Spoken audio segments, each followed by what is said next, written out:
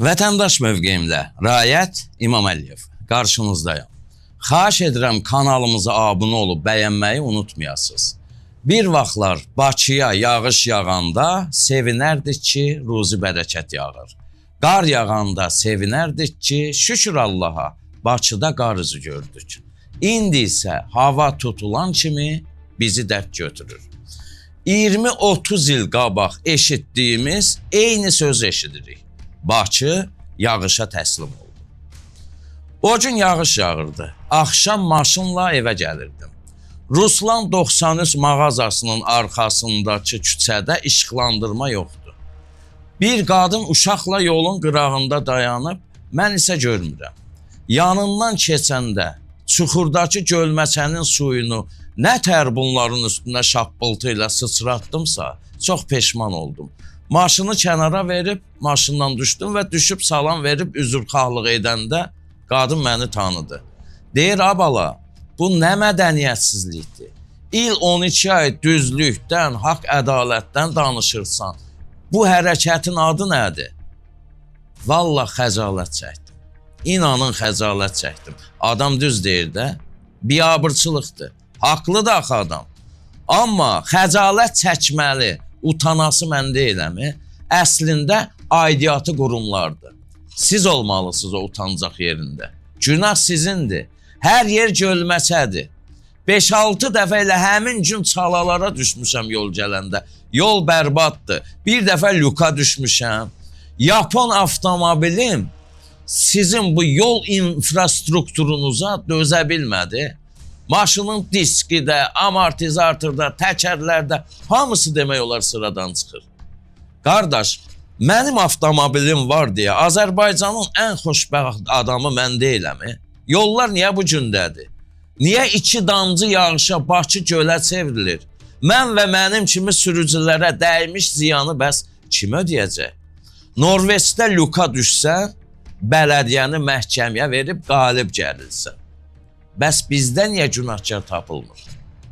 Mən avtomobil sürdüyüm üçün dövlət büdcəsinə nə qədər xeyir verirəm? Avtomobilin istifadəçisi bu Azərbaycan üçün düşmən zat deyil ki. Mən xaricdən avtomobil gətirəndə dövlətə rüsum verirəmmi? Verirəm. Hər həftə yanacaq doldurub sokara qazanc verirəmmi? Verirəm. Mayasına satmırsınız ki benzini mənə. Fərqlənməyə görə hər il rüsum ödəyirəmmi? Ödəyirəm. Hər il icbari sığortaya pul ödəyirəmmi? Pul ödəyirəm. Cərmələr ödəyirəmmi büdcəyə? Bəli. Parkinqlərə pul ödəyib dövlət büdcəsini artırırammı? Artırıram. Onda sizin yol infrastrukturunuzun bərbadlığına görə mənim avtomobilimə niyə ziyan dəyməlidir ki? Niyə mənim pullarımla yollarda heç bir iş görülmür? İl 12 ay yol bağlı, təmir gedir. Alternativ yollar zat, müsibət çəkirik. Qardaş, cibinizdən istəmirəm, mənim büdcəyə verdiyim pullarla yollarımı düzəldin. Mən dövlətçiliyimizi sevən adamam. Cinayəti görüb gizlətmək qanun pozuntusudursa, çatışmazlıqlar barədə məlumat vermək də bizim vətəndaşlıq borcumuzdur. Çatışmazlıqları çatdırmasan, inkişafa nail olmaq olarmı? Hər şey əladır, hər şey yaxşıdır, bombadır sözü ilə həqiqətənmi hər şeyin əla olduğuna, düzələcəyinə inanırsınız? Tənqid nədir? Tənqid inkişafın təməlidir. Mənim kimləsə düşmənçiliyim yoxdur. Çatışmazlıqları aradan qaldırmaq üçün deyirəm. Gətirin adam balası kimi bir lük qoyun, cəmaat düşüb ölməsin. Kanalizasiyaları genişləndirin, körpü altında cəmaat sudan boğulub ölməsin. Mən demirəm ki, kreslonuzu verin mənə. Mən demirəm ki, aldığınız maaşdan mənə də ayırın. Mən demirəm ki, oğlunuzun 6 maşınından birini mənə hədiyyə edin. Mən istəyirəm ki, yaxşı yaşayım. Bu gözəl vətənimi daha çox sevim. Ac qarnına, qorxa-qorxa yox. Limiti keçməyinlə evdə suyunu dərhal kəsən Azər suyun kanalizasiyaları işləmir. Xırdalanda su pulu ödəyən abunəçilərin suyu gəlmir, amma bayırda yağış gölməsələr, leysan çoxluğundan həyata düşə bilmirlər. Elə il olmur ki, suyun qiyməti qalxmasın. Qiymət qalxan kimi də bircə səbəb var. Azərsuda işin keyfiyyətini artırmaq məqsədi ilə qiymət qalxdı. Budur sizin keyfiyyət artımınız. Mən qalxmış tarifə deyinə pul verirəm ki, sizin kanalizasiyalarınız işləməsin. Niyə orada oturub mənim pulumla ona buna idarədə maaş verirsiniz ki? Gəlin kanalizasiyaları düzəldin də, genişləndirin də, boruları daha iri qoyun ki, suyu çəkib aparsın. Və yaxud başqa tədbir görün, mütəxəssissiz. Cəmaət pulu yerdən tapmayıb sizə versin. Siz də pulu aparıb kababa zada verib qarnınızı doyurandan sonra yarıtmaz işinizin də səbəbini yağış suyunun artan miqdarının üstünə atasınız. Uzaq deyil, bir il bundan qabaq körpünün altında 2 nəfər vətəndaşımız suda boğulub öldü. O vətəndaşlarımız qanundan qaçarkən, qaçaq işıq çəkərkən, oğurluq edərkən həlak olmayıblar. Aidiyyatı qurumlar sizin səriştəsizliyinizin qurbanı olublar. Hələ də düzəlmədiniz. Hara gedirsən bir plakat yapışdırıblar, müvəqqəti narahatçılığa görə üzr istəyirik, təmir gedir. Nə təmirdir bilmirik. Budur təmir nəticəsi, budur müvəqqəti narahatçılığın nəticəsi. Bir söz bilirlər, miqdardan artıq yağıntıya görə Bakını su basıb. Qonşu Gürcüstanın Batumi şəhərində yay, qış, payız hər gün yağış yağır. Bəs oraları niyə su basmır? Olmuşam Batumidə, görmüşəm. Göydən vedrə ilə su tökülür, amma yerdə gölməsə yoxdur. Niyə? Səbəbi niyə yağıntının artıq miqdarına onda bunda axtarırsınız ki? Özünüzdə axtarın da. Hamı günahı bir-birinin üstünə atır. Bakının ətraf qəsəbələrindən mənim messengerimə gündə bir su basmış həyat fotoları atıb işıqlandırmağımı istəyirlər. Çatdıra bilmirəm, utanıram. 1 il olar, 5 il olar, 10 il olar. Neçə illərdir bu belə davam edir. Onlarla, yüzlərlə müraciətlər var. Əgər o həyətlər qanunsuz tikilidirsə, zəbt olunmuş ərazidirsə, niyə sökmürsünüz ərazini? Amma işıq pulu, su pulu alabilirsiniz. Qanunsuz almayın da o pulları. Suyunu da işıqlarında kəsin. Amma alırsınızsa, deməli qanunsuz deyil. Cəmaatın onda kanalizasiyalarını təmir edin də. Bir nəfər luka düşdü, öldü, bir qurum tapılmadı günahkar. Bələdiyyə Azərsuya, Azərsu asfalt zavodu, o buna, bu ona bir-birinə verdilər, ölən yaddan çıxdı. 21-ci əsrə qədəm qoyuruq. Dünya inkişaf edir. Dünya sürücüsüz pultla idarə olunan avtomobil icad edir, istifadə edir. Biz isə sizin ucbatınızdan qayıq sifariş edirik, lotka sifariş edirik ki, yağışlı havada evdən qayıqla marketə gedək. Başqa cür mümkün deyil. İndi əvvəlki vaxt deyil. Texnologiya əsridir. Hamı çəkib paylaşır. Dünya bizə baxıb gülməsin. Bizi güldürməyin dünya. Ayıbdır valla. Əlaqədar qurumlar tədbir görün. Su aydınlıqdır prizmasından baxan cəmiyyətimizə su fəlakətdir prizmasından baxmağa vadar etməyin. İran və Amerika-İsrail arasında atəşkəs imzalandı. Atəşkəsin tərəfdarıyam. Çünki müharibənin bizə dəxli olmasa da Azərbaycan əhalisini vurubla bir-birinə. İran düz etdi deyəndə deyirlər Fars avtofasısan, İsrail düz etdi deyəndə Siyonist rejiminin tulassan deyib Azərbaycanı bölüblər tərəfkeşliyə. İran deyir biz qələbə qazandıq. Trump deyir ki İran qorxdu bizimlə atəşkəs sazişi imzaladı. Tarixçi dostum Anar Abutalıbovun gözəl bir yazısına rast gəldim. Anar yazır ki, qələbə böyük itçilər hesabına əldə olunursa ona pir qələbəsi deyirlər. Nədir pir qələbəsi? Eramızdan əvvəl 279-cu ildə Askule döyüşündə böyük itçilər və çox saylı qurbanlar verib qələbə qazanan sərkərdə pir demişdi. Biz bir də belə bir qələbə qazansaq məhv olacağıq. Məncə İran və Amerika-İsrail davasında da qələbə qazanan olmadı. Hər iki tərəf uduzdu. Ən çox uduzan isə ev eşikləri dağılan, didərgin düşən kasıblar, kasıb övladları, atalar, həlak olan sadə insanlar oldu. Əvvəlcə İrandan başlayaq. Həqiqətən İran belə düşünürsə ki, qalib gəlib, elə bu qələbə bayaq dediyim pir qələbəsi kimi bir şeydir. Gözümüzü açdıq, İranın ayətullahı öldürüldü. Səhər oyanırdıq, qərargah rəisi həlak oldu. O biri gün müdafiə naziri öldürüldü. Əlqərəz, İranın ən yüksək rütbəliləri bu müharibədə həlak oldular. Yoxsa kör-körənə sağa sola, Naxçıvana, Türkiyə və ya hara gəldi dron atmaq, dinc əhalini təşvişə salmaq qələbə deyil. O dronlar, o bombalar, hər birinin milyonlarla dollar qiyməti var. Yəni silah sursatdan istifadə edildi, sıradan çıxdı, müdafiə sənayesi zəiflədi, iqtisadiyyata böyük zərbə vuruldu. Bu müharibədə məlum oldu ki, İranın daxilində nə qədər elə İsrailə, Amerikaya işləyən casuslar var. Əsas fiqurların sıradan çıxarılması İran kəşfiyyatının iflic vəziyyətdə olmasından, başqalarının əlində olmasından xəbər verir. İndi də keçək Amerika və İsrailə. Onlar da uduzdu. Çünki dünyanı idarə edənlərin məskəni kimi bildiyimiz İsraildə, dünyanın ən super güc dövləti Amerikada böyük itkilər verdilər. İsrailin əraziləri bombalandı, Amerikanın hərbi hava obyektləri dağıdıldı. Yəni bütün dünyanın qorxduğu Amerika-İsrail mifi iflasa uğradı. Anladıq ki, əslində bu dövlətlər biz düşündüyümüz qədər də qüdrətli dövlətlər deyillər.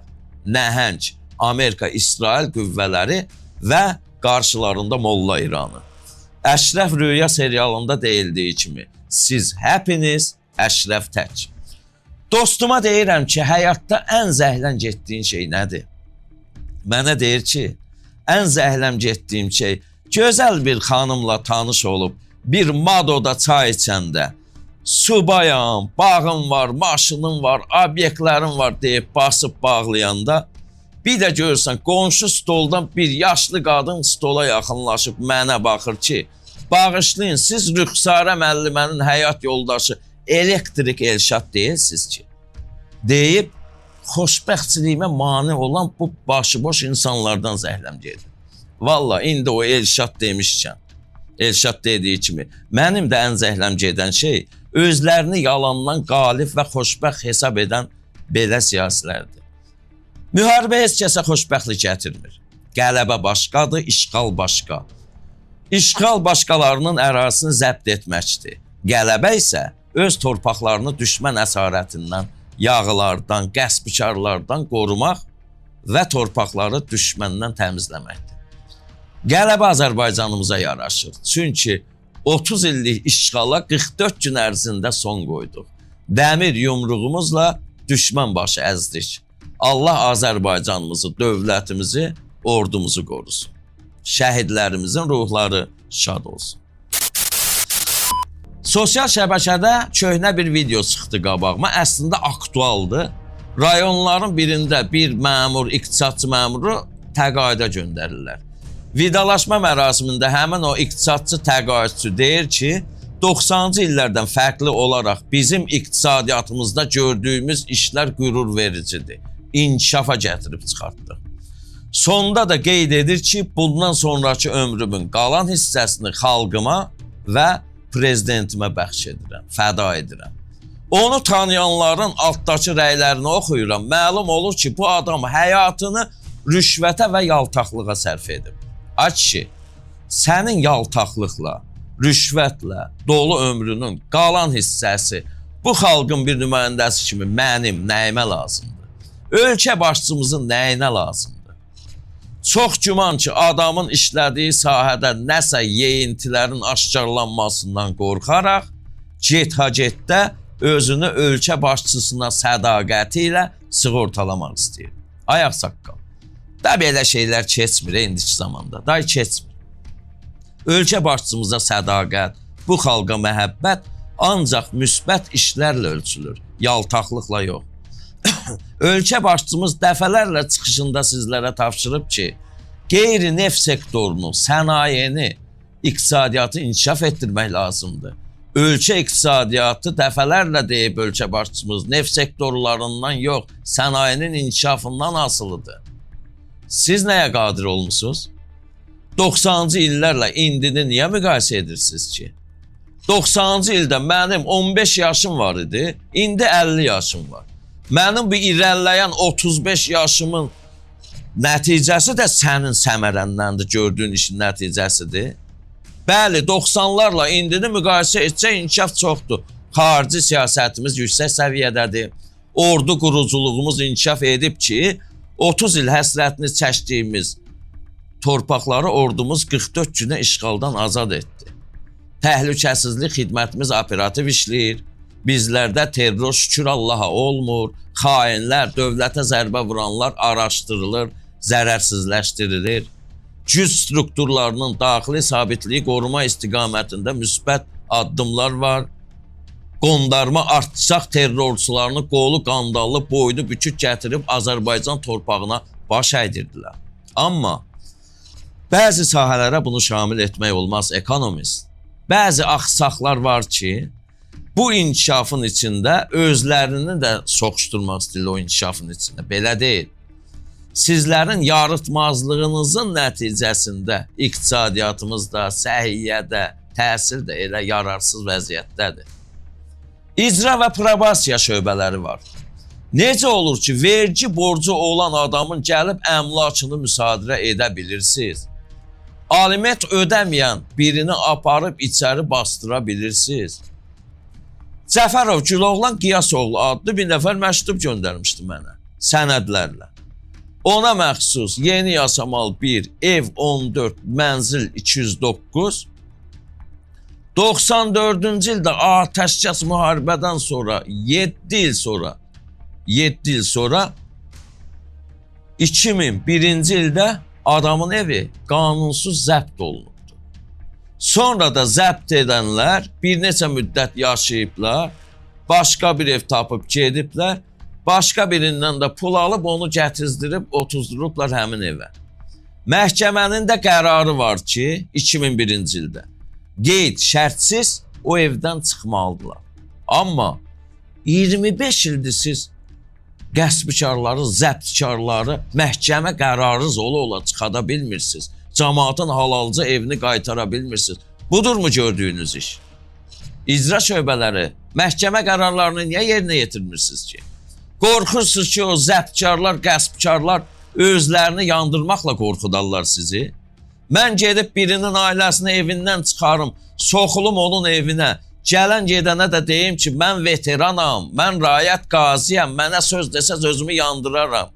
Mənə deməzsizmi cəhənnəmə yandır? Qanun hamı üçün eynidir. Eyni olmalıdır. İndi də keçək o bayaqçı mövzuya qayıdıq, o ekonomistə, iqtisadiyyatçıya. Dünyəvi proseslərin inkişafını, texnologiya inqilabının nəticələrini sən və sənin kimlər niyə öz adınıza çıxırsınız ki? 90-cı illərdə mobil telefon, hibrid avtomobil yox idi. Siz icad etmisiniz? 90'larda internet yox idi. Sən mi icad etmisən? Bir barmaq büt görüm sən nə kəşf eləmisən? İqtisadiyyatın yüksəlişi üçün nə eləmisən? Neft gəlirləri ilə formalaşan büdcə inkişafı sən niyə öz adına çıxırsan ki? Ay ekonomist. 90-cı illərlə müqayisə edirsən? O zamanlar səninki kimi məmurlar şəxsi avtomobil almağa qorxardılar. Gedib loteriyada maşın udanların birinin loteriyasını satın alırdılar. Amma indi sizin nəvələrinizin maşın kolleksiyalarını saymaqla bitmir. Məmur uşaqlarının maşın xuliqanlığından, avtoşluğundan axşam şəhərə Bakıya çıxmaq olmur. Nə eləmisiniz ki? Öz yaşayışınızı, inkişafınızı bu xalqın yaşayışıyla niyə bərabər tutursunuz ki? Odur da bir azsamat buraxdınız, keyfiyyətsizlikdən bütün avtomobil ölüxanaları, cərimə meydançaları doldu o maşınlarla. Naxçıvanda bir Nazlifan buraxdınız, heç birini sürmədiniz. Veteranlara, əlillərə sırıdınız. Biraz keçdi, hamısı da pis kökə qaldı. Yüksəldin də. Bazar iqtisadiyyatının əsasını bilməmiş olmarsınız. Tələb və təklif prinsipləri təşkil edir. Tələb təklifi üstələsə bahalama olur. Təklif tələbi üstələsə ucuzlaşma olur. Hanı sizin iqtisadiyyatımızda bu təklif prinsipiniz? Təklifin tələbi üstələməsi. Əksinə, işsizliklər də artır, iş yerlərdə yox. Bu vergi yükünü biraz azaldın. Qoyun sahibkarlıq inkişaf etsin. İnhisarın qarşısını alın. Bu qədər ölkələri tərk etmələr, boşanmalar, oğurluqlar, cinayətlər qoyun səngisin. Qoyun dayansın. O dediyin dırnaqarası inkişafın nəticəsidir, ekonomist. Xaricdə təhsil alan, özümüzdə yetişən savadlı kadrların qarşılarını Çin səddi kimi alırsınız. 700 balla bitirən uşaq qalır bir kənarda. Qıraqda kiminsə adamı var, 150 ballı ödənişli təhsil alanı gətirib oturdursunuz vəzifələrə, işə. Yalanmı? Yol verin də bu gənclərə. Axı siz tükənmisiniz, qocalmısınız. Amma gəncləri bir bəhanə ilə uzaqlaşdırırsınız. Nə vaxtda da çox kreslolarda kley kimi yapışıb qalacaqsınız. Mənim 80 manat veteran müavinətimi qaldıra bilmirsiniz, amma hər il kommunal cərmələr, qiymət artımı hesabına büdcə doldurmağın adı nə vaxtdan iqtisadi inkişaf olub ki? Bunun adı öz vətəndaşın cibinə girməkdir. Ay iqtisadçılar. Başqa şey deyil. Nəysə, xəyanət müxtəlif olur. Vətənə xəyanət, dosta xəyanət, valideynə xəyanət, həyat yoldaşına xəyanət və s. və ilaxır. Amma xəyanətə gedən yolun bircə yolu var. O açarın adı yaltaqlıqdır. Yaltaq olmayın. Kişi kimi yaşayın. Qısacası, hamıya öləndə qısılmış vəziyyətdə yox, uzanaraq şax vəziyyətdə ölməyi arzulayıram. Bu həftəlik bu qədər. Gələn həftə görüşmək ümidi ilə kanalımıza abunə olun və bəyənin. Qaçırmayın. Hələlik. Sağ olun.